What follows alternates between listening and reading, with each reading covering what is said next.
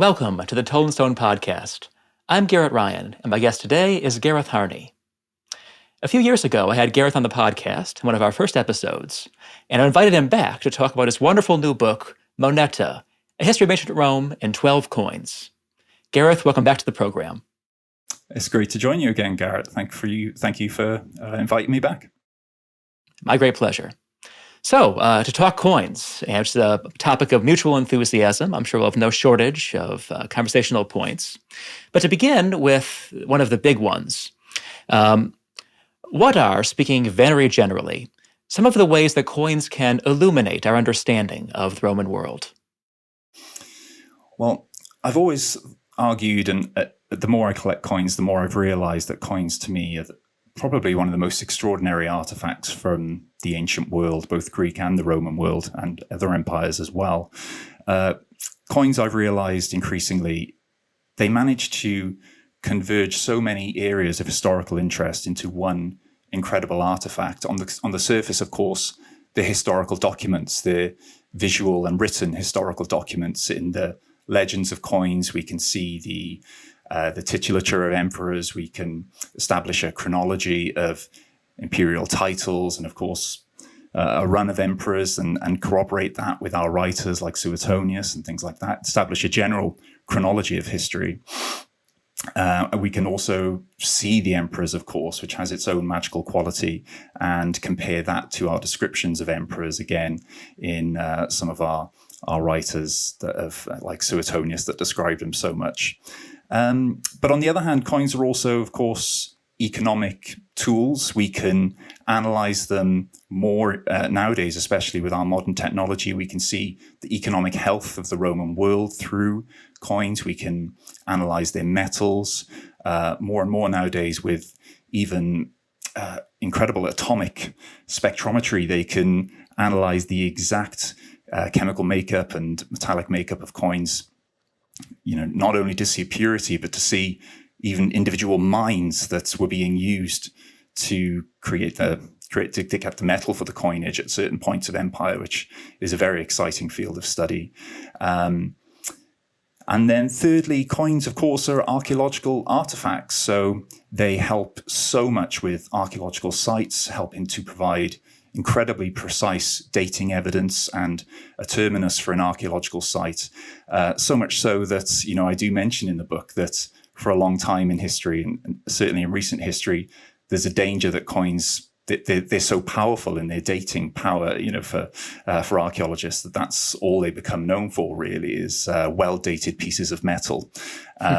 So you have to kind of come to coins from lots of different areas. A numismatist will see coins very, very differently, of course, to an archaeologist who sees them purely for their practical purposes often. But then lastly, coins have this metaphysical power to me as well. When you hold a coin, it's got an ancient coin. It has that incredible, tangible connection with the ancient past that I can't think of many ancient artifacts that are able to replicate that. Especially as an educational tool, to have a coin put into your hand as a young child, like I was, when my father put a coin into my hand for the first time, and to be told that you're experiencing an ancient artifact exactly the way that a Roman might have experienced that 2,000 years ago, that is essentially unchanged. There's another incredible quality that coins have. They take a little bit of cleaning, but on the whole, they pretty much are experienced and look the same way that they did to that Roman 2,000 years ago. So as portals to the ancient past, I think coins are almost unparalleled. And practically, that is helped, of course, by the fact that you could argue they're the most widely surviving ancient artifact from the entire ancient world, minted literally by the hundreds of millions and surviving in numbers like that today as well. There's no shortage of coins, and for even people with a casual interest in the ancient world, the way that coins as a medium have been democratized now by the internet, by the power of hoards that have been found that allow coins to be spread throughout. People who just have a general interest can easily establish a nice collection of Roman coinage, as I did, and actually own and study artifacts from the ancient world. I can't think of many parts of the ancient world that can be held, owned, studied just by the common person on the street. So they managed to bring together all those incredible qualities into one handheld artifact, which is another thing. They're very convenient. Held in the hand, enjoyed in hand, just like the Romans enjoyed them so long ago. Yeah, well, I couldn't agree more, to be honest. Really, unless you love collecting potsherds or something, it's going to have to be coins. It's that tangible connection to the ancient world. And I often have felt the same way. Holding a denarius or sestertius, or whatever it might be. Thinking how many hands held it before, and its journey from antiquity, to my living room. And, absolutely, and also its modern journey after rediscovery adds another element of magic to the coins. I'm not sure we'll talk about it, but some of the modern journeys, after their discovery, whether it's in the 1900s or later, are almost, they add another veneer of kind of wonder to these artifacts. Yes, many lives, for these tiny discs of metal. So I guess to begin at the beginning for the Roman story, how did the Romans begin to mint coins and when? Well, you can't really talk about Roman coinage without talking about the Greeks who invented the medium. And in the Eastern world, where if you really go back to the beginning, that the medium found its first invention. The Romans would have been inspired by the Greek coinage they saw circulating all around the Mediterranean as Rome started to rise from another city-state, one of a few city-states on the boot of Italy. The first coins, you have to argue, of course, about what constitutes a coin. But from Rome's first founding, they were trading in unworked lumps of bronze, an ingot-style coinage, which was comparable to a lot of the things that you would have seen in the Far East or in the East. In Asia Minor, of course, coins kind of evolved out of unworked lumps of electrum, a metal, an alloy that was natural to those regions in riverbeds and things like that. And then slowly those little pellets of electrum would have got stamped and, a ruling state would have taking control over the spread of that wealth through the community. But Romans were kind of late to the party, really. So even though you had some incredible Greek coinage circulating at the time, Romans persevered with a kind of rough bronze coinage for quite a few centuries, up until I think about the 5th century. Then they started to bring their bronze coinage into a kind of a worked and cast ingot form, a signed bronze, if you will, and as signatum, which had lovely decorations on it. A famous one has got a trident and an elephant. But these were large, very, very heavy ingots that you can't imagine, really having much use in the marketplace or for the common people at this stage. So you see, again, arguably not even really a coin at all, but a form of metallic wealth at least. And then it would be around the 3rd century BC into the early 3rd century BC where we get the first real coins as such, handheld coins inspired by the Greek coinage that Romans would have seen circulating around the Mediterranean. And then even initially, they're inspired by the Greek denominations that you would have seen. So they're stamped with the name of Rome. You see Rome as this city-state on the rise, of course, now able to stamp its coinage, initially in bronze, but in silver as well. But you get Greek-style denominations. So you get a silver didrachm, for instance, a double drachm. Beautiful coin, of course. They're trying to emulate the first silver coin of Rome, which I celebrate in the book, has this wonderful portrait of Hercules, or Heracles, as the Greeks would have called him, and the Romans are very, very inspired initially by Greek heritage and trying to replicate it. Of course, there were other powers like the Carthaginians, which had a wonderful silver coinage as well that the Romans were increasingly coming into contact with. But Romans kept a kind of a bronze currency and reckoned things in bronze basically up until the Second Punic War. And that's when they really established their own family of coins, a trademarked family of Roman coins that were certainly trying to blaze their own trail away from Greek coinage. So overall, the journey is quite slow for Rome initially. But as with lots of empires and their coinage, as soon as the the success and the power and the rise of the Roman Republic really starts to accelerate, that's when the money starts to formulate into the coins that we know and starts to develop rapidly as well. There's always a kind of a correlation between those two things with any power. I find the more I look at things like the rise of Athens, for instance.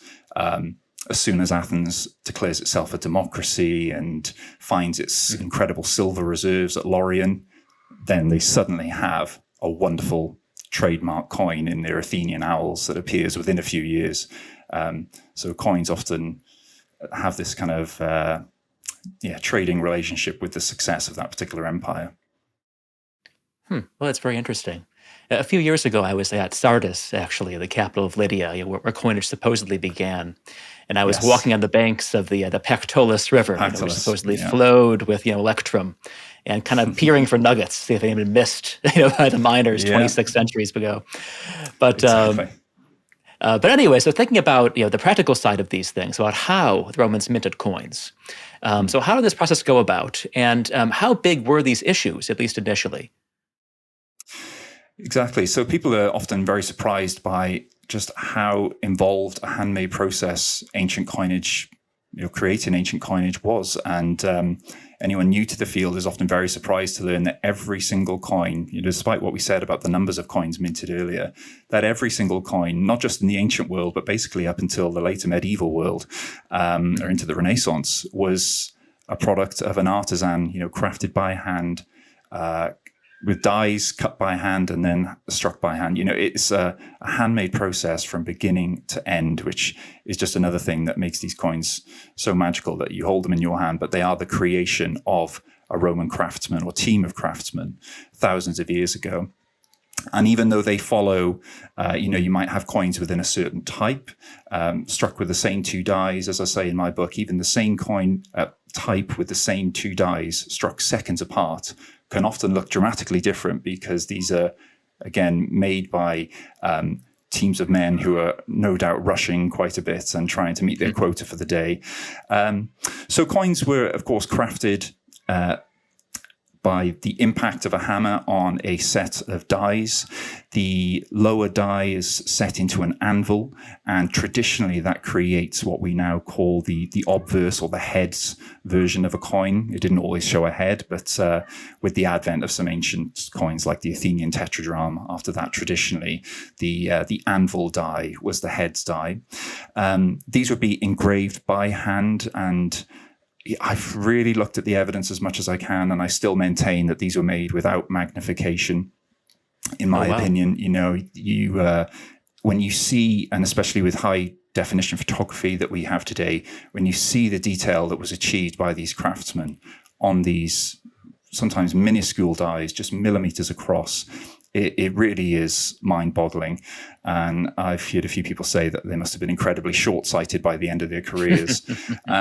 There's a lot of thought that perhaps the artisans who were involved in gem engraving, especially in the East, may have transitioned into also engraving the dies for coins initially, because a lot of their artistic kind of their catalogue seems to initially line up with a lot of the lions and the kind of different types of imagery that gem engravers were also doing at the same time. But these would be engraved in a very hard alloyed metal with simple iron chiseling tools.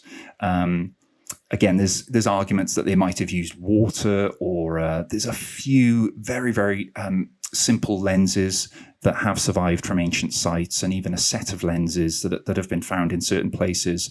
But my argument is these mints were, huge centers of industry.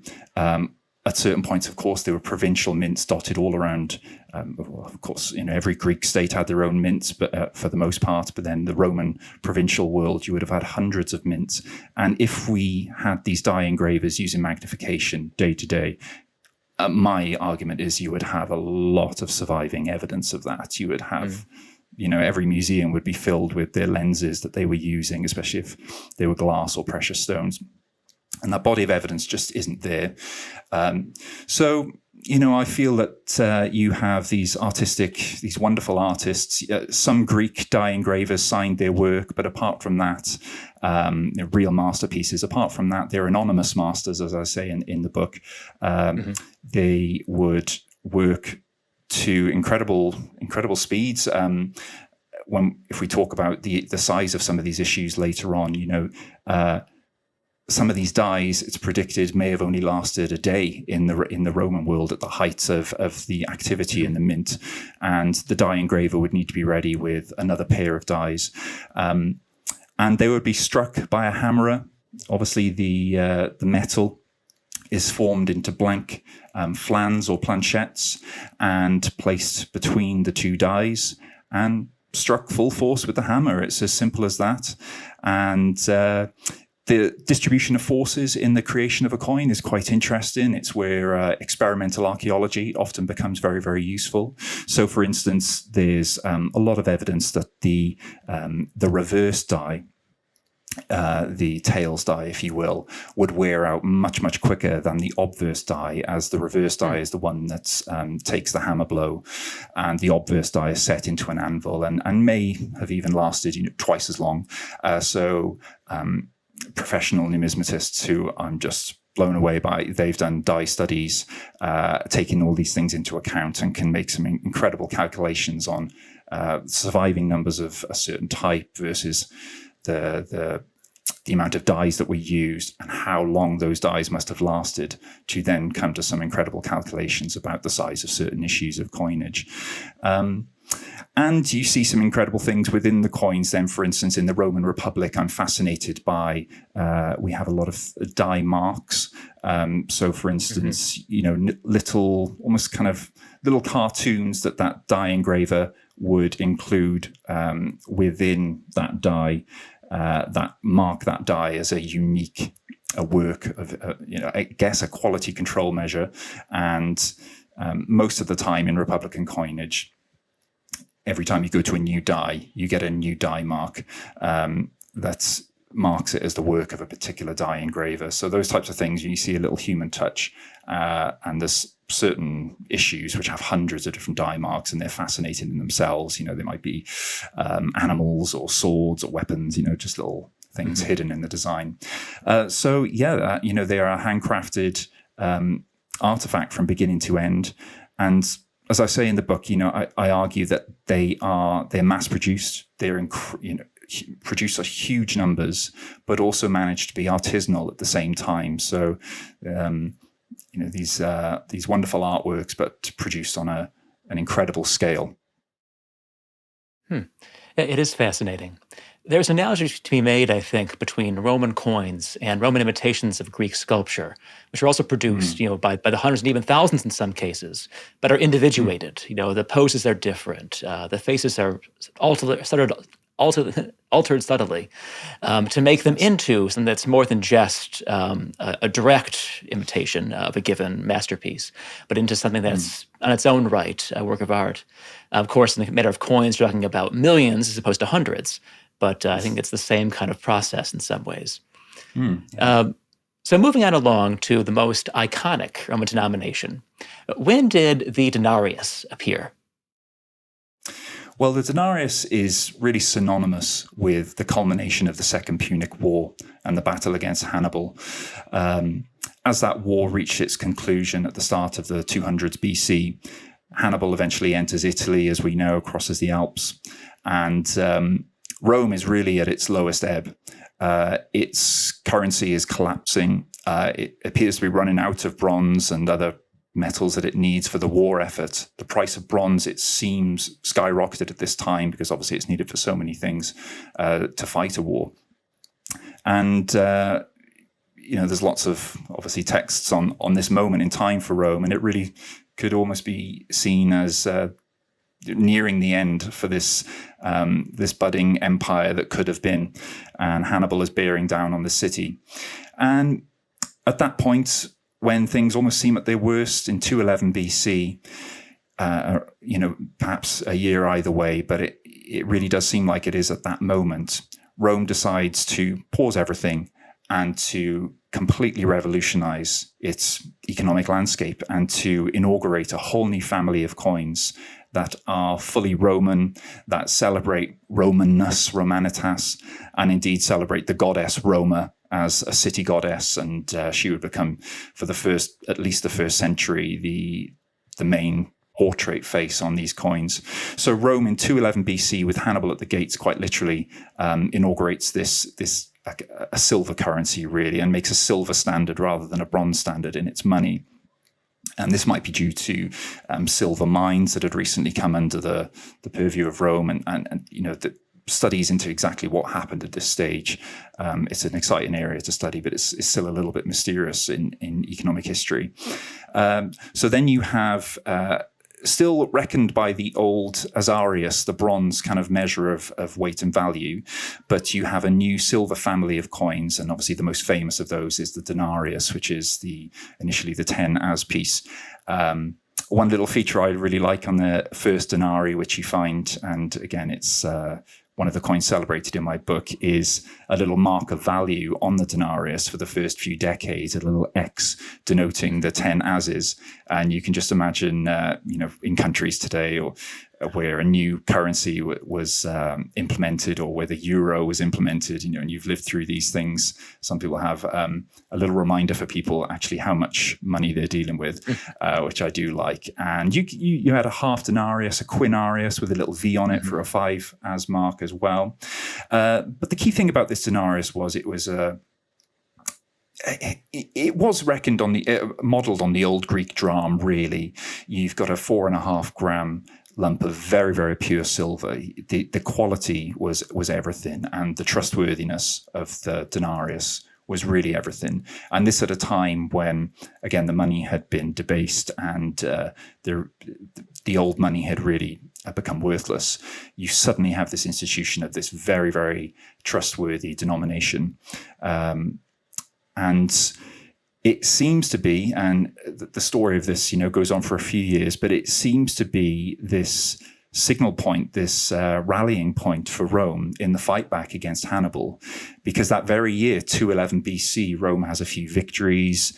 It throws Hannibal's army out of Capua. And then again, in the very same year that the first denarius is struck, Scipio is given his mission to take the battle to North Africa. And even though he thinks it's a suicide mission, the fight back begins. And for me, as a lover of coins, it's hard not to see the denarius, the hammer blow of that first denarius, really, as the kind of the signal into the Roman Republic that the fight back has begun. And of course, the soldiers now had a fantastic, trustworthy method of payment. So, number one, that's obviously the most important thing that the money would be doing. And throughout most of Roman history, most of the money entered the economy through the armies. And certainly later on, the vast majority of it did. That was its first point of being spent and saved, was through the soldiers. And just for the kind of the trademarking power of Rome as this ascendant force, advertising itself across the Mediterranean now with this coin that celebrates Roma. The goddess, the city goddess, is helmeted. She's ready for war. She looks fantastic, just like she's about to take it to the foes of Rome. And that the rest is history, as they say. Hannibal's defeated within a few years. So after that, the story of the denarius is just one of a coin that almost became synonymous with money itself. Essentially, for 500 years, it's the central coin of Rome's economic system, and unifies eventually, as we know from Scotland to Iraq, unifies this huge economic zone around a coin that can buy you, a cup of wine at either end of almost a 2,000-mile area of economic unity. So it's this incredible symbol of economic and military strength, I think. And later, of course, it will be synonymous with money itself when it becomes the name for numerous other currencies, especially, of course, the dinar of the Arab world. When these powers thought of money after the fall of Rome, they still thought of the denarius. It's when it's what coinage meant to people. And there was an incredibly powerful cultural memory of the denarius for centuries, and still is, of course, even in the abbreviations for penny in England, which was D for denarius, you're talking 1,000 years later. So it's a coin that lives on. Yeah, it really is an incredible run, so to speak, of coinage. And the fact that Charlemagne issuing his silver pennies, it looks right back to denarius as the new coinage for his new Roman Empire. Absolutely, and tried to make himself look like a Roman emperor, of course, as well. He had the profile portrait exactly like a Roman emperor. So when he thought of imperial power and strength, he thought of a silver denarius. Exactly. Yeah, just the default mode. So to think about another famous portrait, a little bit farther on in time. Why was it so significant that Julius Caesar issued coins with his own portrait on the obverse? Absolutely. So the evidence of Caesar's portraiture on coinage, I feel, is one of the great overlooked bits of evidence of the end of Caesar's life and the downfall of the Republic and the beginning of empire. Of course, within the coin world, it's highly celebrated. But I think in general, people don't appreciate just how important coins were in those final few years of Caesar's assassination, of course, and then the war ensuing that would be the downfall of the Republic, and the reasons and the motives behind his assassins as well.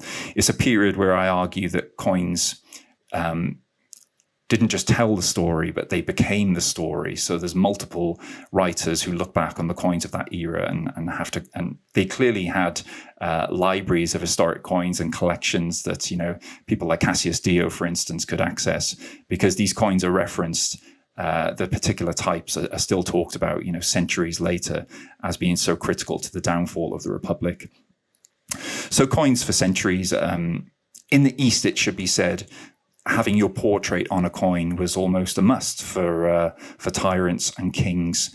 It was a mark of regal power to play, certainly after Alexander the Great, of course. In the wreckage of Alexander the Great's empire, his wannabe successors placed their portraits on coins, sometimes in the guise of a divinity, but made very much to look like themselves.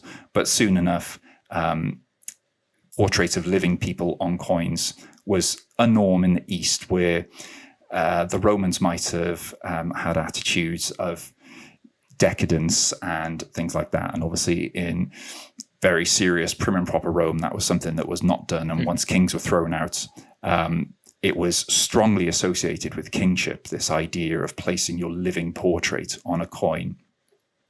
So the Roman Republic coinage is an area that I'm increasingly fascinated by. It's so diverse, but it's mainly portraits of gods and ancestors. It's safely long dead heroes. It's not living heroes that should be worshipped in the now. It's someone's grandfather, perhaps, but mostly it's just stories of the divine and faces of the divine on Roman Republican coinage. And as Caesar gains more and more power, some really interesting things start to happen. So Caesar, I think, is one of the first individuals in the late Roman Republic who fully exploits the propagandistic power of Roman coinage and its power as mass media as well, to communicate with his faction while he's away from Rome, which is quite important. Increasingly, you had these very, very powerful generals who were away from Rome for years and years on end, as we know with Caesar in his Gallic War, ultimately away from Rome for the better part of a decade. And after what had happened to people like Sulla, he was probably very, very mindful of what could messages that could be relayed to his factions when he was away from Rome. So Caesar was fantastic at keeping a traveling mint that struck his name and celebrated his name on coinage, even when he was out of keeping his mind in the public consciousness when he was physically away from Rome. He has a very, very famous series of coins with his name, his simple mononym Caesar, which I always find quite interesting in itself, that his name has already just become a trademark, with the elephant above it trampling a serpent or a dragon. And this would have been paid to his soldiers on the move, and it struck in huge numbers. So Caesar uses coinage very early on in his career to advertise his ascent and his power, and to keep communications up with his power base. As Caesar takes total control, as he defeats Pompey and takes control in Rome, we see some very interesting things happen with his coinage. Caesar had a patron divinity in Venus, and we see Venus celebrated as well. Of course, Caesar, in a way, traced his lineage, or his family at least traced the lineage back to Venus, and this idea of Caesar almost having a divine bloodline. So you see a lot of celebrations of Venus in his coinage, and one of those is celebrated in the book as well. But ultimately, of course, we're talking about the last few months of Caesar's life with his coinage. And this is where it becomes particularly exciting as well, because not only do the first portrait coins of Caesar give us an incredibly tight timeline at a time when it's quite chaotic and fast moving, we can almost trace the issue of his coins to the week, in the last year, 44 BC, of January and February, and the advancements and the outrages in his coins. We can trace them very, very finely, which is very exciting. And of course, they are, it must be emphasized, really the only medium by which we see the contemporary face of Caesar as he would have been recognized by the people of Rome. Ironically, Caesar, of course, he was never an emperor, but he is probably the most parodied. And, you think of Asterix and think you have this incredibly satirical, parodied image of Caesar. Everyone feels they know what Caesar looks like, but the only place we truly see the face of Caesar, unarguably, of course, because helpfully with coins, their names are always encircling the portrait, unlike statues, which cause a great deal of argument. That's where we really see the face of Caesar as a man. So in early 44 BC, as a lot of the events of Shakespeare's play are reaching their head, of course, it seems like after the Lupercalia, which is wonderfully dramatized by Shakespeare, where Mark Antony thrice offers Caesar a kingly crown and he does thrice refuse. It seems like very quickly after mid-February, just to go back a little bit, it seems like around that time in February, January, February 44 BC, Caesar strikes the first portrait coin of himself, a living portrait, contemporary again, as the people would have seen him at the time. He's going to be declared a dictator then, of course, a very archaic title that was brought back by Sulla and now is reinvigorated by Caesar again. Initially, he's dictator for a few years, but after the Lupercalia, it very, very quickly advances, and then you see a portrait coin of Caesar declaring him dictator perpetuo, which, as we know, is dictator for life, dictator in perpetuity. And this is a really crucial coin in I think, the downfall of Caesar. Seeing his face on a coin was one thing, but then obviously him declaring himself dictator for life is so close to kingship.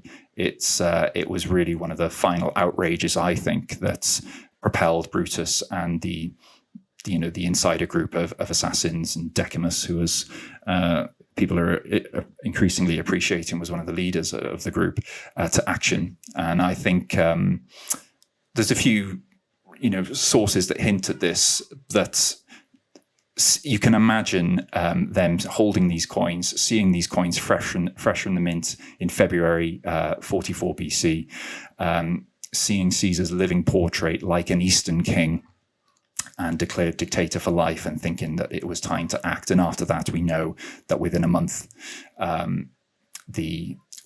it almost instantly plans for the assassination ramp up. And of course, a month later, Caesar will be assassinated. So, I feel very strongly that the correlation between his portrait and him being declared dictator for life, and then a month later, his assassination, can't be accidental. Well, that's fascinating. I think that coins don't just reflect history; they can actually make history in their own right, be actors, so to speak. Yeah. I also like what you were saying earlier about this being a PR campaign. This is sort of the counterpart of the commentaries, latter day, of course, where he's communicating with his supporters and saying, "This is who I am now, how you should see me, here in the palm of your hand." Really fascinating stuff. It's And really interesting, of course, yeah. in the end, fatally communicative, possibly in this case, because right after this, on the Ides of March, Caesar gets, his comeuppance in the eyes of Brutus and friends.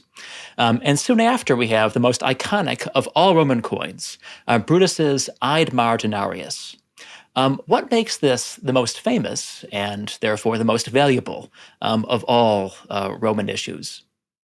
Absolutely. So one of the great ironies in Roman coinage is that despite what we've just said, arguably the leading assassin, Brutus, would within a year, maybe a year and a half, commit the very grave sin that Caesar was most guilty of in celebrating his living face on a coin, the Ides March denarius. Not only a cryptic coin that seems to celebrate, but perhaps commemorate solemnly this day. You can argue which one it is, but yes. So we have the liberators, the liberatores, who are eventually driven east.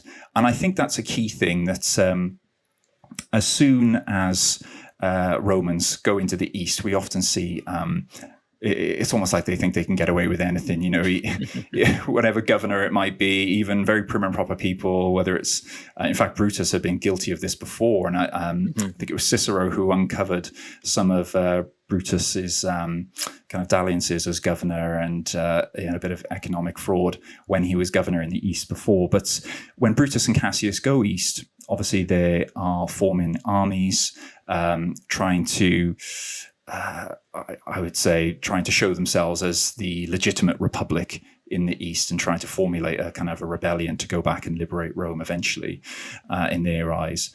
And one of the key things they need to do, of course, is to strike coinage to pay their soldiers, but also to justify their actions on the Ides of March, I think.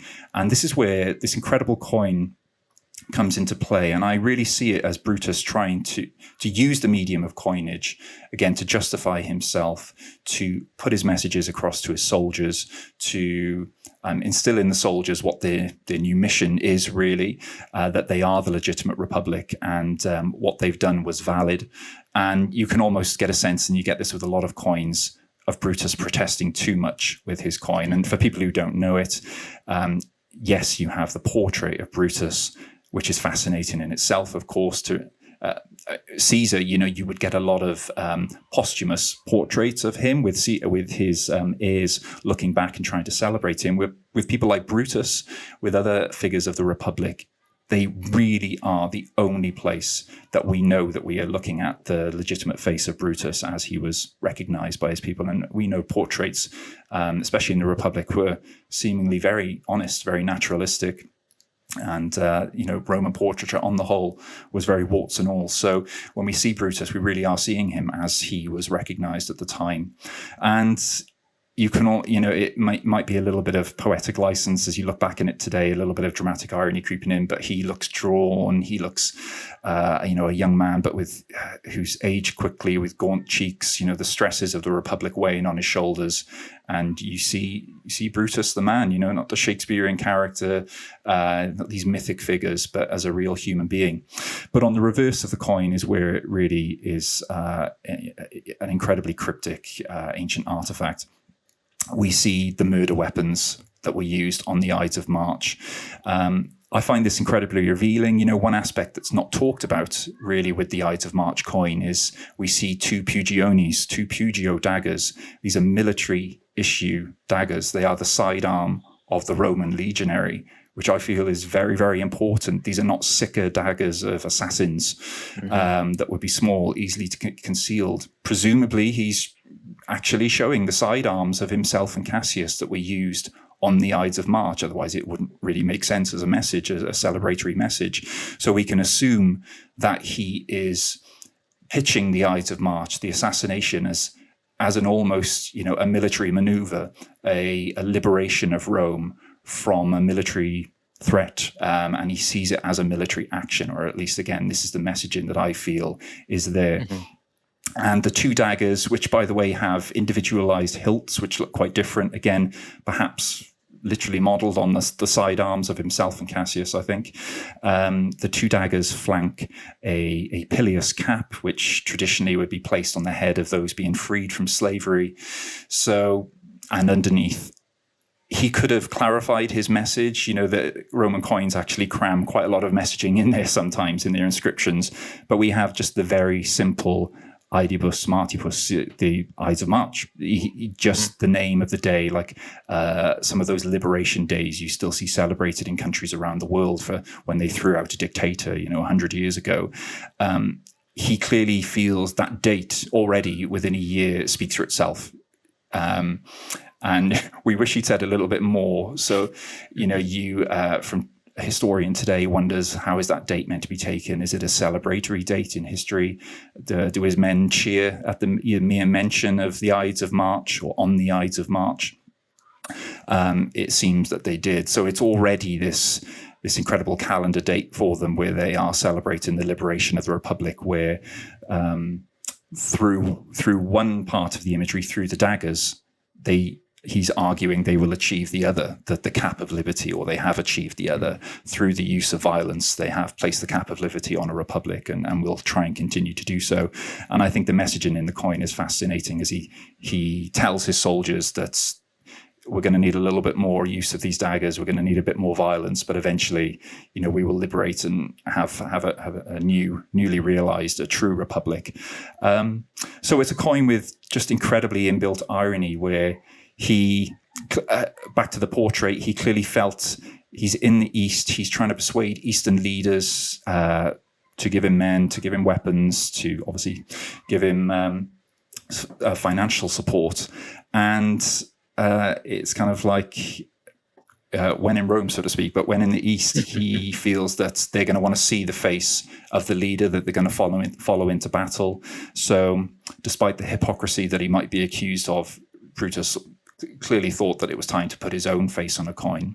Or you could read that the taste of that power had gone to his head already, that he was getting a guilty taste of the same power that Caesar had gotten just a year before, and couldn't resist placing his portrait on a coin like Caesar had before, and hoped that people wouldn't see the irony in that. But it's a fascinating issue, and it doesn't answer all the questions we have. It poses just as many questions as it answers. And, I kind of make the distinction in the book that, like some of the greatest artworks, even though they're subjective, but they have a lot of cryptic qualities to them that are highly debated. So whether the Mona Lisa is smiling or not, things like that, that it's so much of what the viewer brings to the artwork. And I feel that when I look at Brutus's Ides of March denarius, and even a few in gold, as you know, Gareth, because I know that you held a aureus version of the coin, of a handful in the world that survive. And one of the things I love about one of the few that survive is that it was holed for wearing as a necklace. And I can just imagine someone having maybe secretly the kind of token of that gold coin celebrating Brutus close to their heart, perhaps under their garments, maybe in the years after Brutus's demise, remembering a kind of a valiant Roman who tried his best. And you can imagine as the empire rose, a few people kind of illicitly celebrating that coin, perhaps, and even keeping it as a little memory of what once was. As we know from Livy, that within a generation, the memory of the Republic was gone, and as soon as people, those who lived through the Republic, had forgotten it very quickly, empire was the norm. Yeah, I mean, it's an absolutely fascinating artifact, like you said, just layers on layers, the Mona Lisa dagger, so to speak. Yes. And the specifically military valences of the whole thing, that it was issued for soldiers mostly, to pay the soldiers. Yes. I wonder if that played into the idea of using pugiones, the military daggers as well, that it's the troops' own sidearms. Absolutely. The messaging that they would have recognized exactly. He's speaking a military language in the imagery. And you could argue that, he perhaps it doesn't reflect exactly how they killed Caesar that day, but he has to speak a military language because he's speaking directly to his troops. And, he's leading hundreds of thousands of men. So very few of those men would ever directly speak to Brutus, maybe even rarely even hear a speech from him, like these films, it's not realistic to think that they all would have had a personal speech from Brutus, egging them on. So these coins were a direct way, and in fact, I argue the main way that soldiers and the public were communicated with in the ancient world. So exactly, I think he's speaking in military language here for a reason. Mm-hmm. Yeah, I think also like the military denarii of Mark Antony, issued in such vast quantities, a decade and a half later, which are tailored to different legions, of course, so kind of speaking to the men on a unit level almost. Really, really fascinating stuff. Absolutely, yeah. In those huge issue before the Battle of Actium in 31 BC, it's highly studied because of just the sheer quantity. Mark Antony must have had enormous amounts of silver, and of course we know that the scale of the armies in the late Republic was just gigantic, hundreds of thousands of men on each side, and Mark Antony strikes a really ginormous issue of silver coins to pay his men, where, as you said, he celebrates each individual legion, and you can imagine them being called forward one at a time, perhaps in their camps, and being issued the coins as an initial tribute, or in their pay. Obviously, it would all very quickly be dispersed and muddled up. But yeah, he felt the need to celebrate each individual legion very onerously. He goes through every single one of them, and even the more niche legions of speculatores, the spies, and some of the naval legions as well. So it really is fascinating that very quickly the generals realized this was a highly efficient way to communicate with their troops. And of course, no troop, you have the messaging, but of course you have a nice shiny bit of silver in the soldier's hand. So straight away you're building positive connotations with your name if you can place that in their palm. Mm-hmm. So moving on to the greatest master of messaging in all of Roman history, Octavian/Augustus, who revolutionizes both the nature of Roman coinage and the messaging on its reverses especially. How does Augustus reform, transform, transmogrify Roman coinage during his long reign? Well, the amazing thing with Augustus, if we think a little bit about his portrayal of himself on his coins initially, one thing I always find fascinating about Augustus is that in 27 BC, when he is finally proclaimed Augustus, this sacred, revered one, when he truly has conquered all his foes, and there's no one really left standing to oppose him, and even the Senate are cowed, and they grant him that status of first among equals. This kind of highly contradictory. I often, and it's in the book as well, this nature of Augustus as being first, but also not first. And I really can't help but draw the distinction between a lot of the biblical language, which was starting to be, or the biblical events which were traditionally taking place through Augustus's reign and through Tiberius's reign. For example, after Augustus is declared Augustus, there's inscriptions in the east declaring the good news of his arrival, and lots of very, very interesting distinctions that you can later almost see used in the language of the Christian God. But Augustus in 27 BC, when he becomes this almost greater than a human figure, he really becomes an ageless kind of demigod figure on his coinage. It's very interesting to see Octavian before he becomes Augustus, and he looks like a young teenager, and he's got the little scraggly beard, and he looks like a human being who's growing. But as soon as Octavian morphs into Augustus, time almost seems to freeze. I argue it's kind of like an end of history moment, clearly, that he's trying to communicate. And it's the same with his sculpture on the whole, although every now and then you see sometimes maybe a provincial or a Greek sculpture of Augustus that does seem to show him aging.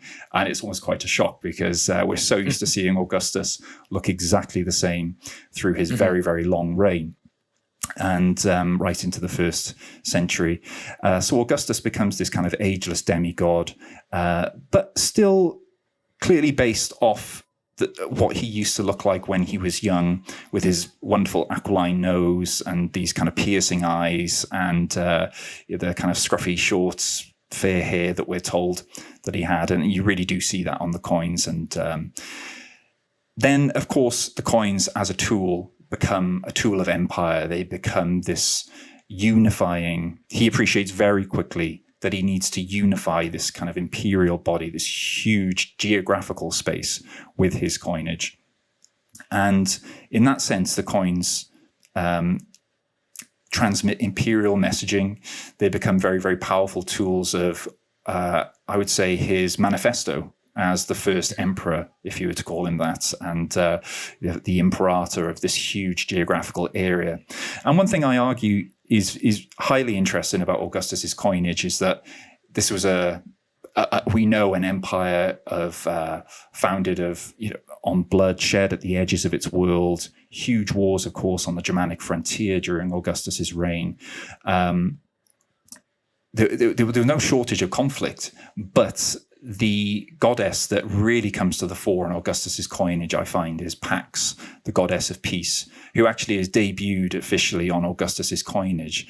There's a very, very obscure Roman Republican coin that celebrates Pax, P-A-X-S, in an archaic spelling, but the goddess essentially had never been seen before Augustus's reign. So you start to see this wonderful dichotomy, this thing that will recur through imperial attitudes to coinage, in that often the thing that's happening, you'll get the opposite that is celebrated. And of course, Augustus did establish this incredible area of unity that everyone wanted into, and this, this cultural dominance across such a wide area. And in comparison to a lot of the chaos that did exist, before, people probably felt that it was justified that he celebrated peace. But you see peace as his manifesto, which I find very, very interesting, and that to get peace. And again, it's reflected in some of the sources that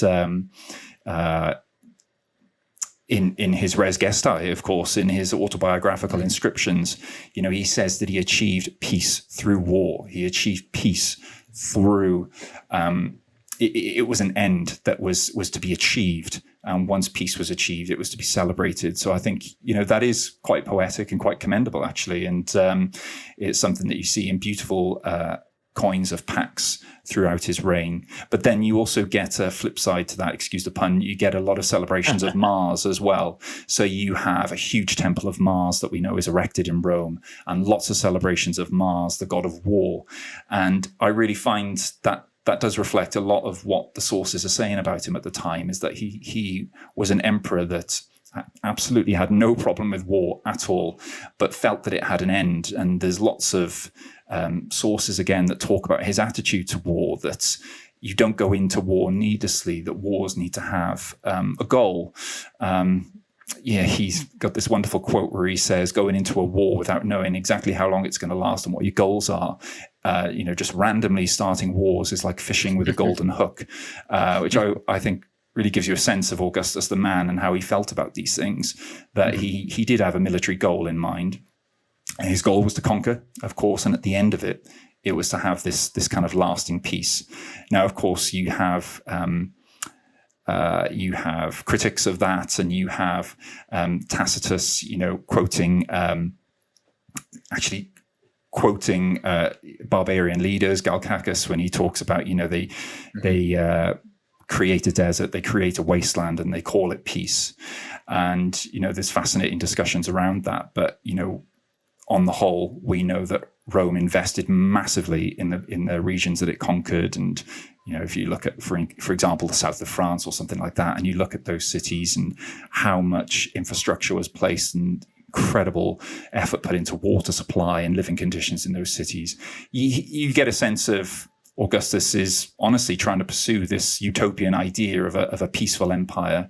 There's other messaging, of course, as well. There's wonderful architectural depictions on his coins celebrating monuments that perhaps the vast majority of his empire, his newly unified empire, would never see, of course.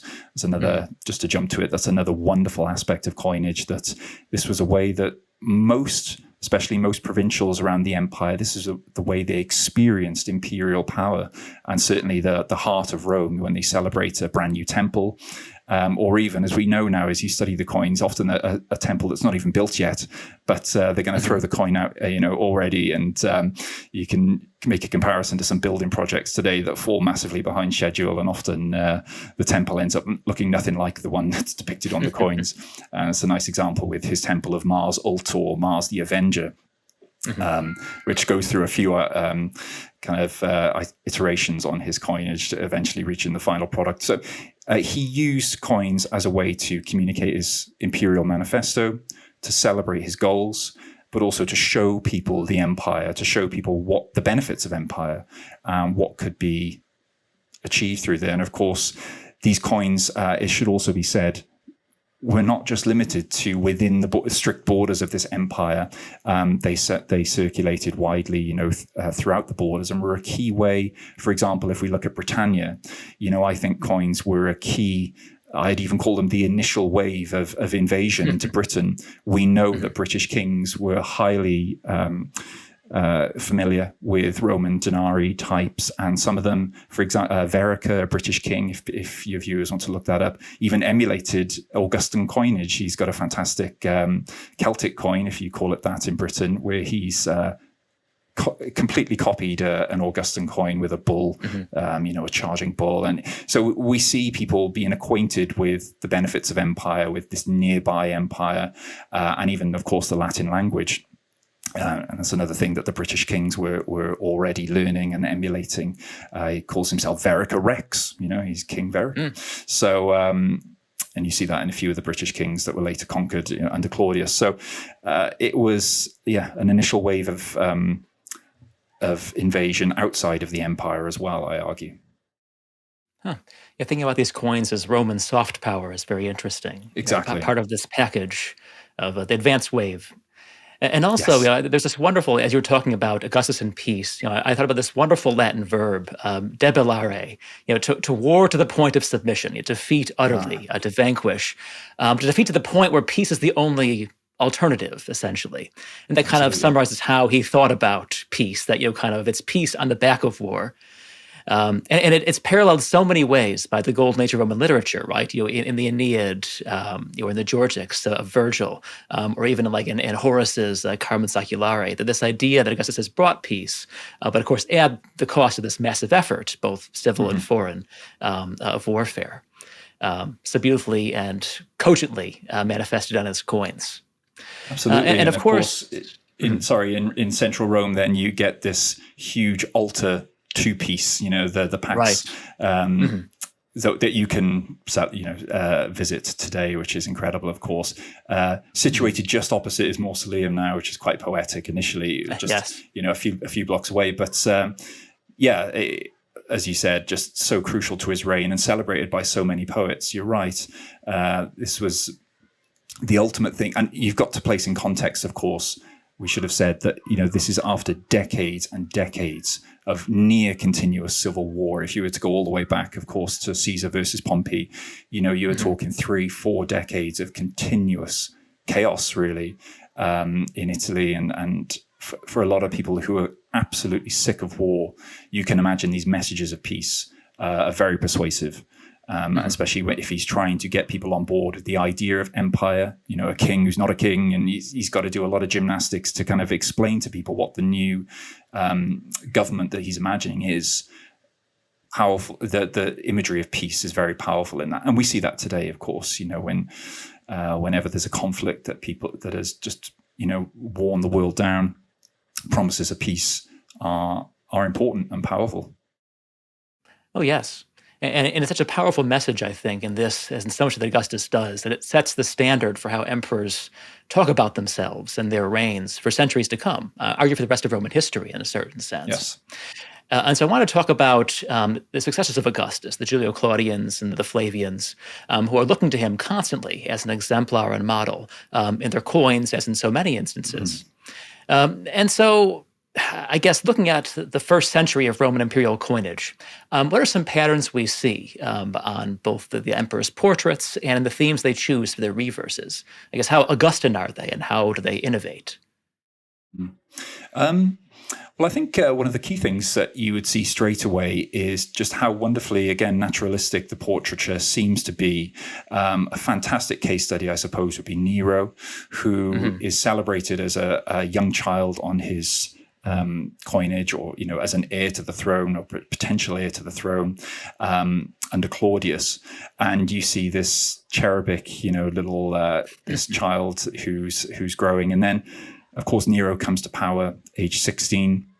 The youngest emperor at that point, and he's shown seemingly again as a very innocent-faced teenage boy, just as you'd imagine, with a kind of a bowl haircut and again looking quite innocent. But for those people who think that it must just be this propagandistic kind of image of this all-powerful emperor looking like a superhero, Roman coinage really is not like that at all, and often it does corroborate the direct descriptions we have from contemporary authors or authors who lived relatively soon after the emperors, who would have been celebrated in lots of different artworks like paintings and things like that don't really survive as well, of course. So it seems like the portraiture was honest, that was humanistic, that showed the emperors as men, that's again kind of echoed in Suetonius, kind of the angel and the demon represented in each emperor of would we be able to resist the temptations placed before that emperor. They seem to confront the emperors as real men, and they certainly don't have any modern ideas of handsome heroics in their portraiture, really. They might be slightly idealized, if, maybe to not show too much of aging towards death. But apart from that, they do seem to be quite realistic representations of the emperors. And yes, Nero, you can chart this wonderful and very accelerated advancement of his portraiture once he comes to power. And there's some great description, great comparisons out there, visual comparisons, if any of your viewers want to look what Nero looks like by the end of his portraiture of his reign. I sometimes call it the Fat Elvis stage of Nero's reign. It kind of follows the same trajectory. But, all the descriptions of Nero becoming increasingly decadent and focused on his image and the outrageous care of his ornate hairstyle, they seem to be mirrored in his coins. It's celebrated, if anything. I think we might be surprised by what some of the Julio-Claudian emperors, particularly your ones like Nero or maybe Caligula, although his coinage is quite rare, what they thought were the commendable ways that they would like to be remembered. Ideas that. Like from I Claudius, Caligula being told, as long as they fear you, don't worry about anything else. That kind of comes all across in his coinage. He looks, quite glum and fearsome. So does Tiberius before him as well. So they're depicted as men.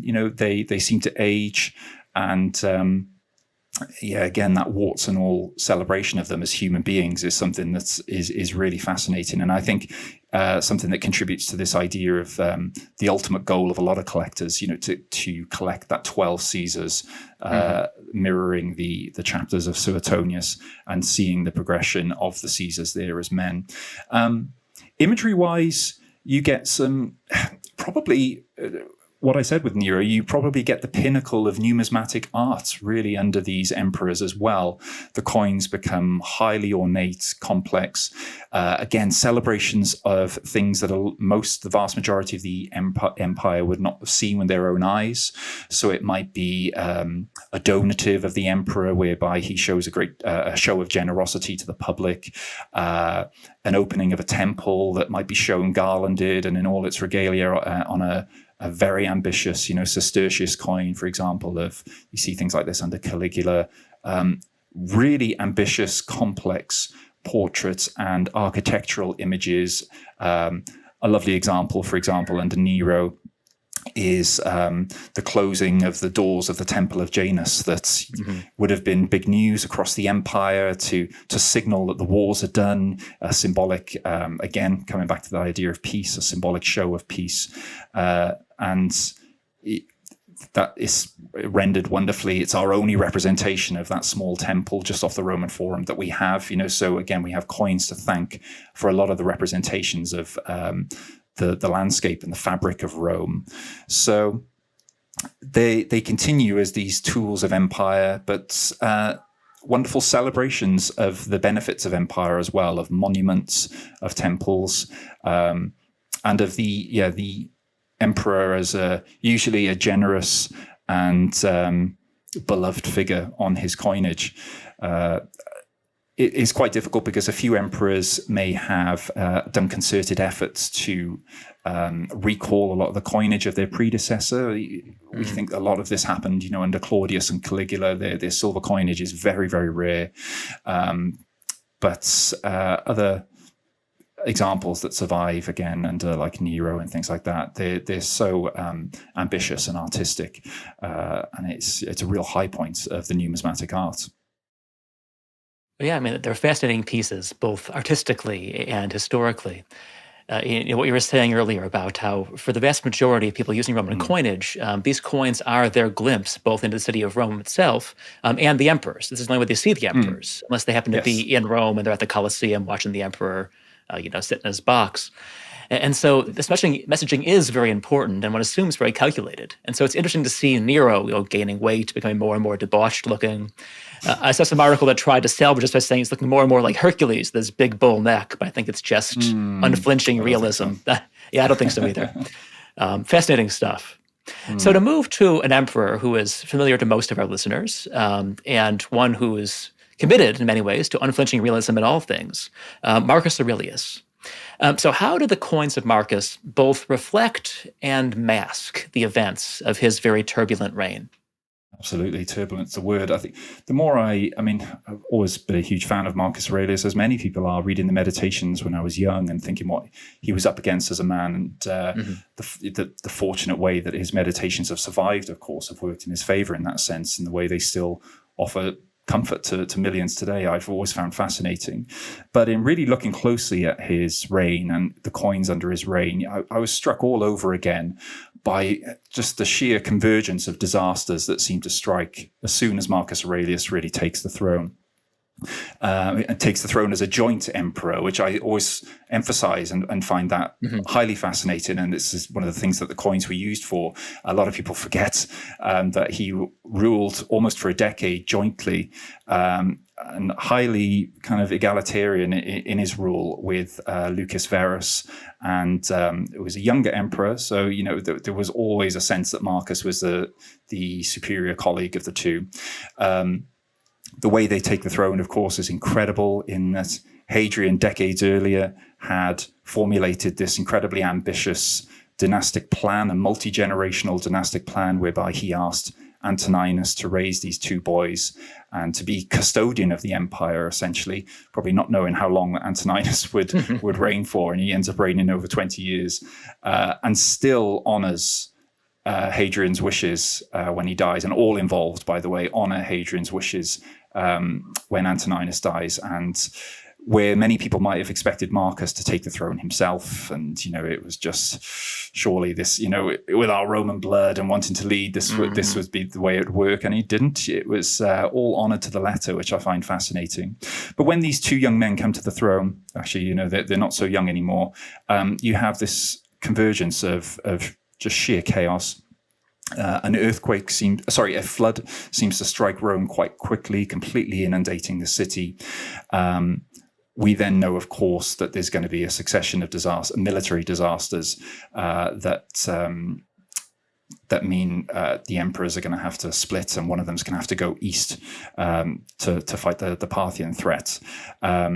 So it's just one disaster after another, and then, of course, when things are at their worst, at the Germanic, on the northern frontier, you have the Germanic threat as well, and then on top of all of that, you have plague hitting. So it's almost a kind of a biblical the plagues of Egypt, and all these things happening to Marcus at once, which makes his Meditations, I think, even more poetic. And the idea, when you realize what he was dealing with, his co-emperor is going to die then, and he'll be left on his own to face all of these converging disasters on his own.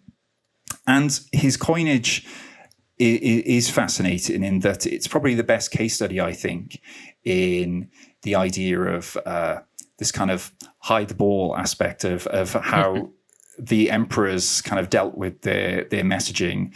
And we are told again and again in the sources about these disasters that Marcus was dealing with, but all of them, I would say, are notable by their absence in coinage. And of course, he's not going to celebrate a plague. He's not going to celebrate, something terrible that's laying the empire low. But they're not only notable by their absence, but he does that idea of protesting too much. I think we get very exuberant celebrations of the good times, for a goddess like Hilaritas, the joy of the time. So we get lots, female goddesses that celebrates joy, good times, laughter, these types of things, which does kind of raise eyebrows when you get a sense of what he was dealing with at the time. And a slow progression, I think, which is going to have a lot of implications towards a militaristic coins celebrating military activities, or at least focusing on military victories constantly. So victories in the East, victories against Parthia, Parthia captor, and one aspect of the coinage I like between Marcus and his co-emperor is that whatever one of them does, they both get celebrated for it. So when Lucas Verus has victories in the East through his generals, the rumor is that he wasn't very, very involved on the battlefield himself, but he gets a title and Marcus gets a title as well. So they both, for example, claimed as victors of Armenia, aren't they? And then later of Parthia as well. So it's a lot. Carrying forward things, I suppose, that started under Trajan, but this idea of them being captors of provinces, of being victors over provinces, and declaring victories that we know didn't happen, on a larger scale. So they will declare victory in Germania, Marcus will, and there'll be piles of captured arms and German weaponry and barbarian weaponry of various sorts. Obviously there's different unified German tribes, but for anyone who's seen the opening of Gladiator, these moments, it was going to be an ongoing battle that would haunt the empire basically until the end. But Marcus is declaring victory. So I kind of say in the book that we can look favorably at it and see a kind of Churchillian optimism in Marcus's attitude towards coins, that maybe he recognized that the empire needed a kind of a moral boost. So perhaps the coins are functioning here as it's got this kind of reassuring aspect to people around the empire that are hearing disturbing rumors, perhaps, about the incursions at the borders and things like that. But they really often show the opposite of what we know the sources are saying. And then another thing that is highly important, I think, and becomes the focus of that particular chapter of the book is that as the Antonine Plague develops and becomes truly apocalyptic, when you start looking at the sources, I think it's really under-discussed just how devastating this was, especially to the military. And there's lots of different varying reckonings of the numbers, but some disturbingly high percentages of the empire may have succumbed to plague, and certainly the soldiers who were meant to have carried it back from the East.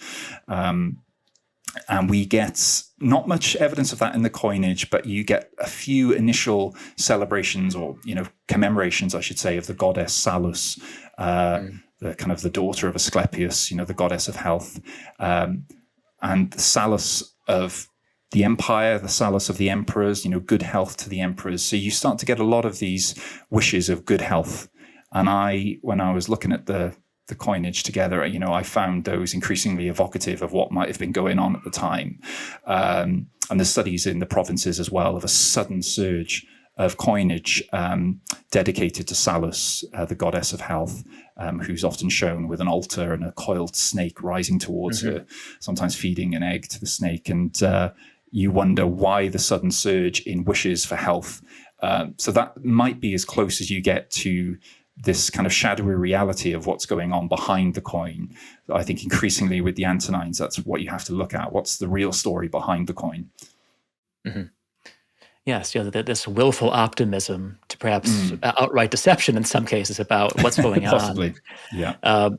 I think that reading the legends, looking at the reverses of coins from the 3rd century, you'd assume the empire was doing great, going from strength to strength, victory Exactly. and health and Yeah. abundance.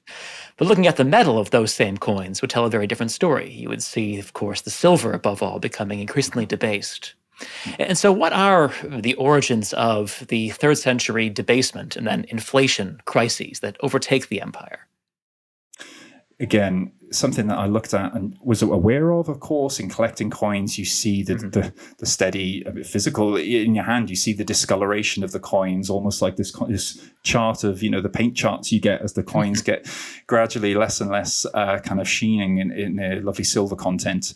But I really started to appreciate the correlation of coins towards the rise of an empire and the fall, and almost to the moment where you start to see heavy debasement in the coinage, which means adding in base metals, lowering the silver content, or other metals, but usually silver, by way of lots of different deceptive tactics to save money, of course, on the whole.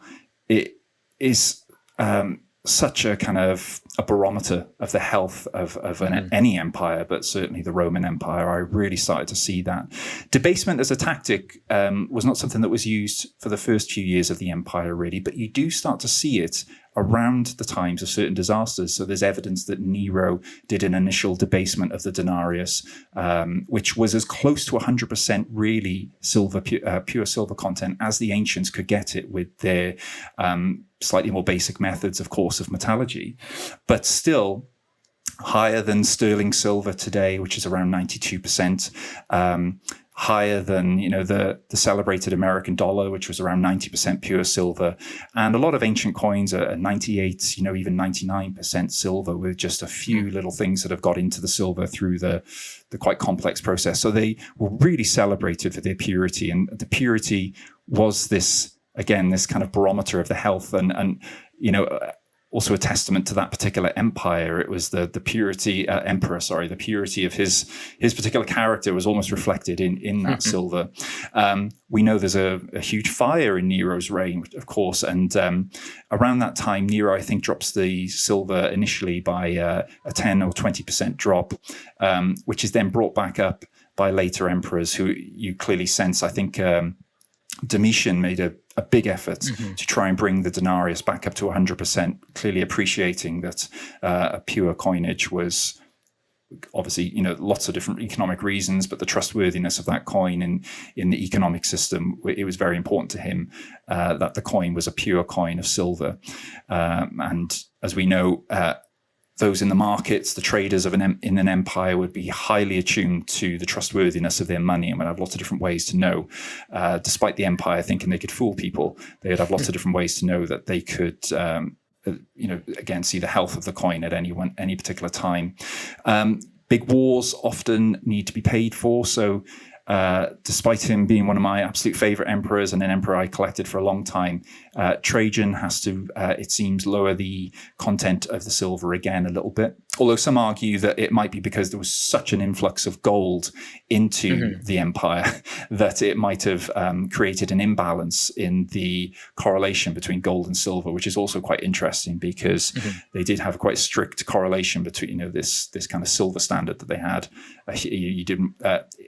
The good idea of this bimetallic money is that the prices can kind of cancel out, any big rises or falls in the other metal. But Trajan may have lowered the silver content, perhaps to keep that ratio of 1 denarius to 25 gold ore, perhaps. But it's still essentially a pure coin, for the sake of argument. And then the moment I always, however much I read, you just always end up coming back to this moment. You do have debasement during the reign of Marcus Aurelius, absolutely, to fund his wars. But under the reign of his son Commodus, again, this is where Gladiator got it right, thinking of his debased character, the percentage purity of the denarius really drops like a stone and starts to, fall rapidly down to, even like a 70% purity, where base metals are being mixed in again, just to simply try and make the metal go further. he seems to have led a profligate reign, basically thrown up his hands, come to a not very beneficial peace deal, so to speak, with the barbarians on the northern frontier, and retreated to a life of luxury in the capital. And the problem with debasement is it is this kind of slippery slope argument. Once you commit to it as a cost-saving measure in any economy, it becomes very hard to get back from, to claw your way back from. Once you start to make those savings, once the coin is accepted as being a kind of slightly tarnished currency, it's a slippery slope, and it also is something that starts to feed itself as well. So, of course, people are aware that the debasement is happening, that in the markets they're aware that it's happening. They start to hoard the older, high-quality coins, the bad money driving out the good, so to speak, as the kind of the old adage of Thomas Gresham. And you start to see that happen as well. And so you then have to... The coins are worth less, of course. The ones that are being newly minted, you have to strike more of them to fill the economic gap, and you run out of silver quicker. So again, it's this vicious circle where you have to keep dropping the percentage purity of your coinage to give people some type of economic token to trade. This continues all the way through the catastrophic 3rd century, really, and again, as you see these kind of pinch moments after the Severan dynasty falls, already by the end of Caracalla's reign, it's become a crisis moment really for the coin. And Caracalla actually has a very interesting tactic, which I deal with in the book, in that he's forced really to invent a new denomination that he thinks will kind of cover the sad journey that the denarius has gone on, because the denarius had been debased into this kind of dark little lump of something that couldn't be called silver at all. And he invents a new coin, a double denarius. We call it an Antoninianus now colloquially. Markets it as a double denarius, a double value denarius. But of course, it doesn't contain twice the silver of a denarius at all. And studies show it at most really contained about 1.5 times the silver that you would, not twice. So it's called a double denarius, we think, but it's not a double denarius at all. They need to be minted in huge numbers again. People start to hoard them. They know the way things are going. So a lot of coins are taken out of circulation, even really before they can, and put into increasingly huge hoards. When you start to see, if you go through hoards in museums, you will find a lot of Antoniniani and later coins. Whenever there's a new coin, you often find it hoarded a great deal. So the benefit that it was meant to inject into economy is quickly annulled. And then they very quickly have to strike a huge amount of even further debased coins again to fill the economic gap. So it really just drops like a stone and that follows the same trajectory of the denarius up until the emperors like Aurelian and then later Diocletian have to take drastic measures to try and save the coinage, because it was the linchpin of the empire, really, the way they paid troops and obviously the way that the empire functioned. Diocletian then has to do the same thing, but he mounts a valiant effort. Of course, we know about his edict of maximum prices, very, very forceful way of trying to save the empire from runaway inflation, but also does commit to a new coin, which is a beautiful coin that we call the Argentius, and literally just means silver. Marked in itself, we promise this is pure silver, and it looks very, very much like the old denarius, a pure silver coin, genuinely pure, about the size of a denarius. And interestingly, to show the power of the inflation, it seems to have been tariffed at a price of about 100 times what the old denarius was, showing just how much the money had been devalued, which is quite revealing. But sadly, that denomination goes the same way. It is hoarded in great numbers and can only ever be minted in quite small numbers, limited numbers. So it never really has the impact on the economy that Diocletian hopes for. And so very quickly you have Constantine later who comes in and has to redo things all over again. But eventually you have an empire without a silver coinage, really. And the final insult, so to speak, would be the the bronze coinage of the empire, that this had happened to the Antoninianus as well, being washed with a very thin silver wash to try and maybe not even fool the public. It was almost like this collective delusion that everyone bought into, that they still had a silver coinage. It happened through the 3rd century, and then later in the astronomical amounts of coins, follies, perhaps, there's different words for the bronze coins that were struck under the tetrarchs and beyond, but just painted with a miserable silver wash of silver that we know came off literally with use of people's fingertips. And now sometimes in a hoard, you still see some of those later Roman coins with a little wash of silver still clinging to them. And it's quite poetic to see the way that they were trying to just convince themselves and the people, perhaps, that they still had a worthwhile coinage. But again and again, you see that is then mirrored in the fortunes of empire, on the battlefield or in holding their borders. It seems that as the money declined in quality, the military successes declined, and everything seemed to have this symbiotic relationship, whether it was led from that or a result of that. Yes, there is a very clear and disturbing mirroring trend in the currency and the fate of the empire. I remember once I was cleaning a full list of Diocletian with one of those silver washes. And, to my horror, it was so thin that if I just touched it with a brush, it would flake off. I had to just leave it alone. Like, I'm done with this. The silver is, I'm almost touch sensitive. Just let that illusion continue for exactly, yeah, another few years. But yeah, the empire being reduced to a bimetallic standard of just bronze and gold. Essentially, the gold is what you have to pay anybody in, because silver is beyond redemption. It's kind of incredible that it's fallen to that.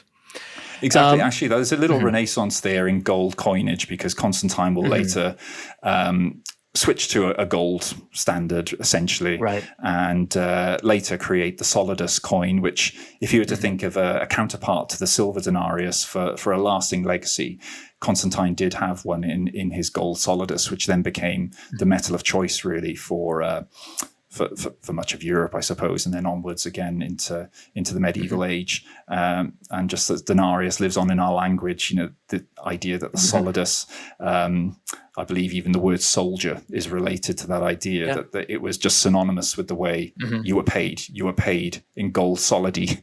So not from being paid salt, which I've had a few arguments with people. Oh yeah, salary and all that. It's incredible. And also kind of fun. I remember reading somewhere that solidus originally, just means like solid bit, right? It's military slang for the gold coinage that becomes standardized. Yeah, I love how simple the messaging had to be. Look, this is Argentina, this is silver. We promise exactly. This is silver, and now this is solid gold. We promise. Right, that's it. That's basically how the coins were then named when it became a real crisis point. So continuing on with Constantine, who of course is a revolutionary emperor in all kinds of ways.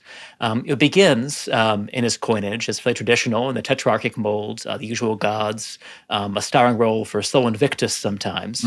But then, of course, has his famous and probably gradual conversion to Christianity in his reign.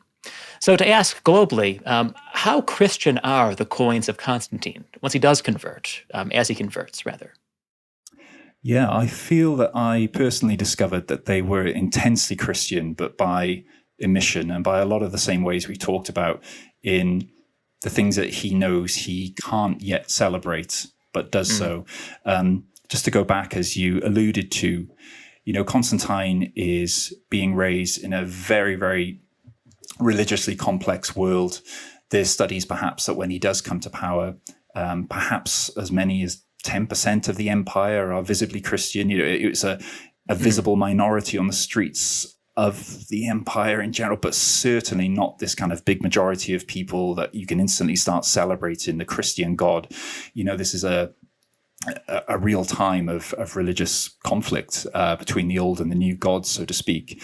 There's fascinating references, as I read more about Constantine's upbringing, to this kind of metaphysical kind of rolling urge towards a one God. I think it's Eusebius, the bishop, who knew Constantine personally, has some fascinating insights on his youth, that talks about in the house of Constantine, there was an urge to celebrate this one God and one supreme God. And as you said, the likelihood at that point is that we are talking about Sol Invictus, this unconquered sun god, and the imagery of the unconquered sun is the main religious imagery really at that point. There'd been hints of this in the past. Even Elagabalus, had celebrated this kind of strange kind of Eastern god, brought it to Rome. Later, if he hadn't been killed, there's descriptions of Aurelian wanting to make the worship of Sol Invictus this main god, this supreme overruling god to all the other pagan gods. So there seems to be this intangible drive towards one god. I find it quite interesting that it felt like to me that it mirrored this idea of the tetrarchy falling apart, that you had tried to share this empire. There'd been this kind of noble experiment in sharing and eventually, between 4 and more as well, different emperors. But as that falls apart, almost inevitably, you get a very clear sense of Constantine wanting to bring the empire back to one god, but also in a weird way to be that one god himself who unites the empire again. So this sense of oneness kind of pervades everything, I think. We're told that he celebrated a vague celebration of a one god as he was being raised. But then as Constantine is declared emperor in York, and then later defeats Maxentius at the Battle of the Milvian Bridge in 312. You would think, and I probably thought as well, that the Christian messaging would instantly become quite explicit on his coinage. And, I wasn't quite sure when the first ideas of the Christian cross were first on coins. When you start looking into it, it is incredibly fascinating how cautious, how long Constantine waits before he celebrates anything even remotely outside of the pagan realm of images, and certainly, anything explicitly Christian. You see a very interesting progression. So once he at least becomes powerful over half of the empire, over the western half, you start to see an increase in coinage, almost completely to do with Sol, to do with light. I draw the distinction in the book towards the very famous anecdote of Constantine seeing the vision, in the light, in the noonday sun, of the Cairo image, which we'll talk about later. But there's constant kind of very Apollonic imagery, going back to Apollo as this Lord of Light. You can feel its heritage in this constant discussion of light with Constantine. And you have, I think within a few years, I think Sol is the only pagan god, basically, apart from victory, apart from the military idea of Victoria, being celebrated on Constantine's coinage, which I think is quite revealing. Then later, again, there's lots of different stages, of course, but when a couple of decades later, when the two sides of the empire finally tire of each other and Constantine goes up against Licinius in the east, this is explicitly staged as a battle between the old gods and the new. Sources describe Licinius lining up with images of the pagan gods, their great battle outside the city that was still known as Byzantium at that point, and Constantine lining up with his shields from the Battle of the Milvian Bridge, painted with this image of the Cairo that he had apparently seen before that battle. And I should say that the Cairo sources say that when he marched on Rome after the Battle of the Milvian Bridge, he didn't instantly say, I've had this vision, it's all about the Christian God. He's very, very vague about what God has helped him to power. You have constant references to one God, to a supreme God is the main way it's talked about. We're told that he does erect a statue of himself holding the Cairo. But one thing that I emphasize in the book is that the Cairo is seen as part of his military banner, the labarum, which is a very large, ornate military flag, very similar to the colours of a battalion, in a more modern army.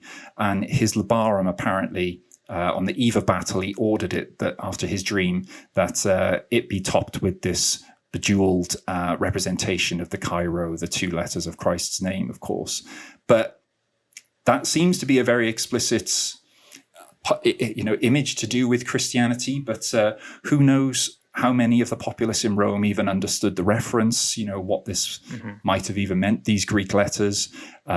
Presumably a lot of them did understand that this was a reference to the Christian God, but it's not explicitly said in sources that Constantine was very vocal about celebrating the Christian God at that stage. And indeed, for decades, you don't really see anything like that on his coinage. But then after he unifies the empire, and just like this drive towards a one God, he becomes this one emperor.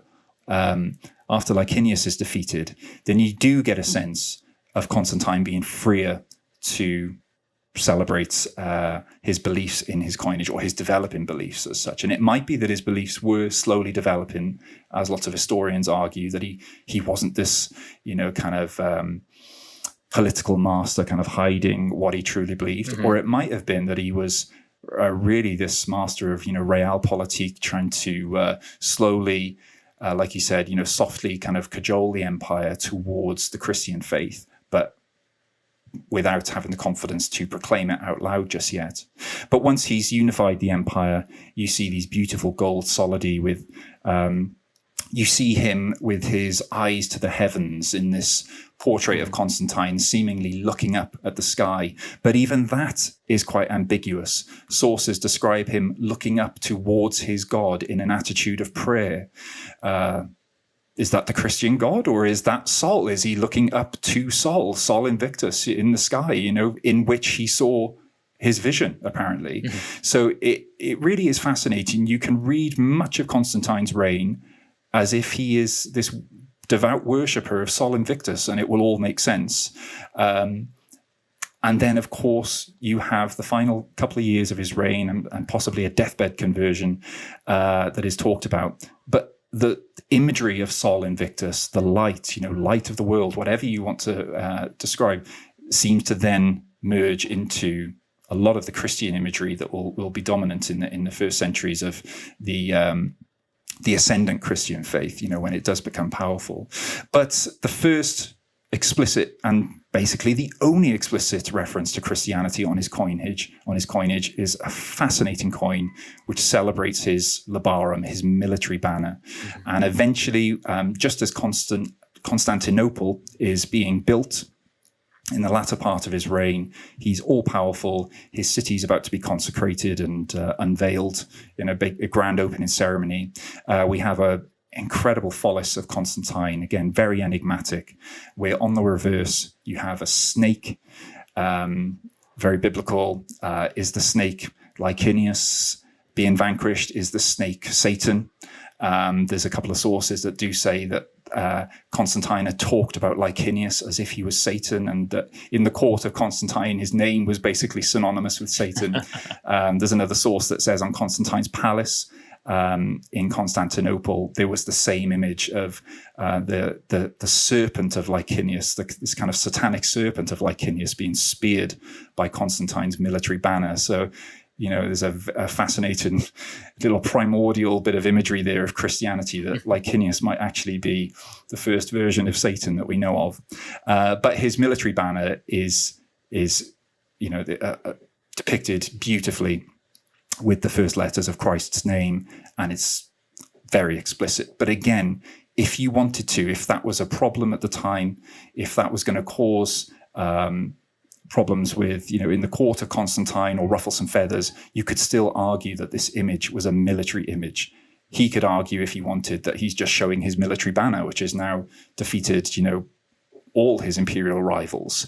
The fact that it's got the letters of Christ's name on top, might be neither here nor there, or it could have been celebrated greatly. But it's certainly a gradual, very, very considered evolution towards Christian imagery, and it goes heavily by way of Sol Invictus through his very long reign. Of course, very, very gradual, and culminates then in his death, and Constantinople being founded explicitly as a Christian city, it seems, with many, many churches inside the walls and things like that, which Rome didn't have at the time.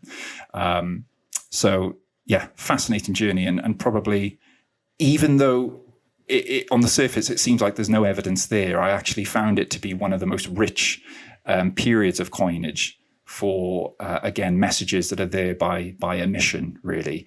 And eventually culminating, of course, we know the end point. So there must have been an evolution happening there towards Christianity, that Constantine was going on this journey of belief. And I think it is evidenced in his coinage in a fascinating way. Yes, I always think of that phrase in the Arch of Constantine.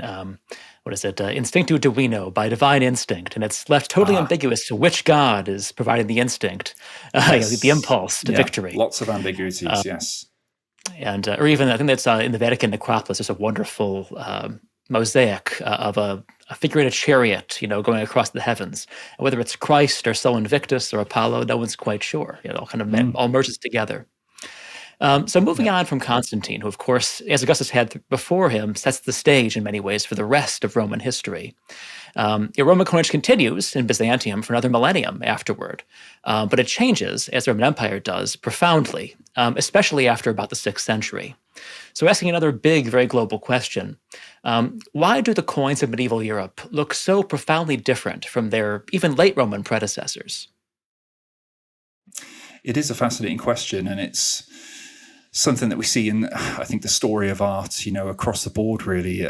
I think what's emphasized in the degradation of coins, in their metal, if you want to talk about, the high point of coinage, I suppose, being in the early empire, then you have to then see coinage on a scale of achievement, and with its metal devalued and its artistic imagery, it seems to really drop, like you say, through certain periods, like the tetrarchic period, where you see the emperors all start to be block-headed and look a lot like each other, and attitudes to power really coming through in the coinage, where the emperor becomes more of a kind of primal force that needs to be celebrated across the empire, less a person, and more this kind of force of nature. And the tetrarchs had a vested interest, of course, in making all the emperors look like each other, in that they were acting with one hand, again, almost like this God the Son, God the Father. They have this separate unity. All of them are, the propaganda is that they all act as one. So it does set a precedent, which is broken a little bit under Constantine, where you see a little bit of the man, I think, and his hook nose that is replicated on his statues in Rome. But apart from that, the leader, the ruler of the empire, becomes an abstract force, I think, and less a human. And it becomes the need for humanizing in these coins, and it is less, and there's less need for them to be a humanistic, artistic force, really, rather than just a functional force that gets the metal and gets the simple victory messages out there. One thing I think is the crucial thing that is emphasized in the degradation of these coins, and when I say that, I mean, if you look at the last coin in my book, I really thought about this, and I thought it was very important to go with a coin that showed an outsider, a barbarian, if you will, a barbarian king, trying to keep the kind of the light of Roman coinage going, trying his best to be seen as a continuation of Rome, but ultimately, you could argue, kind of failing in that artistic task. And the final chapter is the Germanic king and Ostrogothic king, Odoacer, who has deposed the final emperor, little Romulus Augustulus, kind of bewildered young boy, really, who's just plonked on a little island outside Naples and told just to enjoy his retirement there. And actually he doesn't get killed, which is quite nice. Yeah. But I'd love to see a story about his, imagine sitting in your little palace, your little villa on an island, which I think nowadays is under the castle of Naples, the castle of the egg. And just being thanked for your service, but then having to live under these Germanic kings. But of course, he deposes the last emperor. He openly calls himself a king, Odoacer Rex, but he tries to continue the imagery of Roman coinage and the accepted visual shorthands that everyone identifies with a Roman ruler. And skills, and most importantly, the infrastructure to create a highly prized work of art, Roman coins as artwork, was long gone. I think the key thing you must remember about coins is there's a whole infrastructure behind the creation of a coin that needs to work efficiently and smoothly for it to succeed in all its aims, whether it's to be, a pure mechanism of economic exchange, and a successful one at that, but also be a tool of messaging and a tool of artistic celebration of that empire as well. It's incredibly, I think it's shocking how fast those skills can be lost. Once you have one or two generations of engravers who have died or been sent off to war and not come back, whatever it might be, it's very difficult, I think, to get those skills back all of a sudden. It's fascinating to me what they thought of the earlier eras of Roman coinage, because of course they were aware of them. Someone like Odoacer, probably would have seen earlier coins of the Julio-Claudians, perhaps, still circulating around and in stores and imperial records and things like that. And you do wonder, just like some of the, later medieval writers looking at Roman ruins, very similar, this idea that it's almost unfathomable how those things were created to later observers, and this idea of, the work of giants looking at Roman ruins in Britannia after the departure of Rome. So this layers of infrastructure was lost, whether it is obviously in mining the metal, once mines are exhausted, and then you lose the skills of the artisans, you lose the artisans themselves. Once you lose the trustworthiness of a mint, so famously Aurelian had to launch a military assault on the Roman mint. There was that much extortion and fraud going on, and pocketing of the silver, which, by the way, also going back to an earlier discussion, also accelerated the devaluation of the coin. Once it starts to be debased, you get fraud, you get a complete falling apart of the system, which emphasized the purity of that coin as a sacred thing. So I think it's complicated, isn't it? It's the artistic perceptions of how they saw their leaders, but in their efforts to kind of replicate the past, I think you do see the limitations. I think they're undeniable, and you see that they were just not able to fabricate an artwork. The idea of the engraver, the idea of the highly trained engraving of gems, of course, an art that went thousands of years back into the Persian Empire as well, had been lost. And those skills can be lost very, very quickly, I think. Mm-hmm. Yeah, astonishing how long it lasted in some ways, the run of Roman coinage, and how despite this loss of skill, of infrastructure, of even the imagery, that there were quotations of it, through our own modern period, of course. We're still quoting ancient coins. Yes. And so to end on a personal note, of course, you, like me, are a collector of ancient coins, of Roman coins. Is there a single favorite you have among all those in your collection? I knew you were going to ask this. This is impossible. It's so difficult. I think, like lots of collectors, my cop-out will be that it's the most recent coin that I've added to my collection, which always holds my fascination. I think I do have a favorite. I often think, if there was a terrible disaster, which coin would I run and grab first and pocket and run out into the wilderness? I think I'm fascinated by coins that show the Romans telling their own story in a way. I love the diversity of Roman Republican coinage, and just their approach to celebrating themselves and their own growing mythology on Roman Republican coinage. There's one coin that I have of the 1st century BC, minted by one of the moneyers in Republican Rome, which is another thing that fascinates me about them. Is it's a fantastic example of being one of those places where we learn about all these Romans who are not celebrated anywhere else. We have a whole catalogue of Roman moneyers who were placed in charge of minting the money for that year, who have provided the most amazing body of evidence for all these Romans who lived during these, the 1st, 2nd centuries BC, that we would have no idea that they existed apart from these coins. Sometimes you can relate them through their names to famous figures that we do know about. Sometimes you can see that their careers were successful, and the money was an initial stage of your career, kind of the first ladder on the honor of the ladder of offices, the first rung on the ladder of offices that later might lead to a successful career. But lots of these money has disappeared from history, and you think of these young men at the outset of their careers, trying to make a name for themselves, but given the immense honor of placing their family name on the coinage for that year. So it was a wonderful way to celebrate yourself and your ancestors as you start to build your political capital in Rome. There's so many. There's one that I have of a Lucius Titurius Sabinus, I think, is the money's name.